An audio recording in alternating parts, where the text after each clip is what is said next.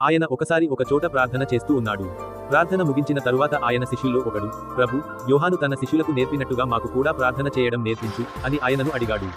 అందుకు ఆయన, మీరు ప్రార్థన చేసేటప్పుడు, పరలోకంలో ఉన్న మా తండ్రి, నీ నామం పవిత్రంగా ఎంచబడుగాక, నీ రాజ్యం వచ్చుగాక, మాకు కావలసిన అనుదిన ఆహారం ప్రతిరోజు మాకు దయచెయ్యి, మాకు వ్యతిరేకంగా ఎవరైనా చేసిన అపరాధాలు మేము క్షమిస్తూ ఉన్నాం గనక మా పాపాలను క్షమించు, మమ్మల్ని పరీక్షలోకి తీసుకువెళ్లకు అని పలకండి అని చెప్పాడు. తరువాత ఆయన వారితో ఇలా అన్నాడు, మీలో ఎవరికైనా ఒక స్నేహితుడు ఉన్నాడనుకోండి. అర్ధరాత్రి వేళ ఆ స్నేహితుడి దగ్గరికి వెళ్లి, మిత్రమా, నాకు 3 రొట్టెలు బదులివ్వు. నా స్నేహితుడు ప్రయాణం చేస్తూ దారిలో నా దగ్గరికి వచ్చాడు.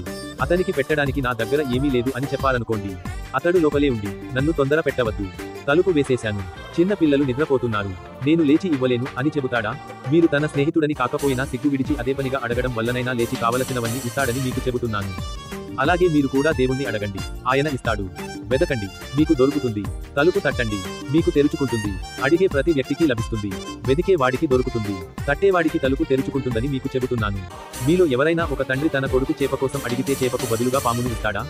గుడ్డు అడిగితే తేలునిస్తాడా? కాబట్టి మీరు చెడ్డవారై ఉండి కూడా మీ పిల్లలకు మంచి విషయాలని ఇవ్వాలని అనుకుంటుంటే పరలోకంలో ఉన్న మీ తండ్రి తనను అడిగే వారికి పరిశుద్ధాత్మను ఖచ్చితంగా అనుగ్రహిస్తాడు కదా అని చెప్పాడు.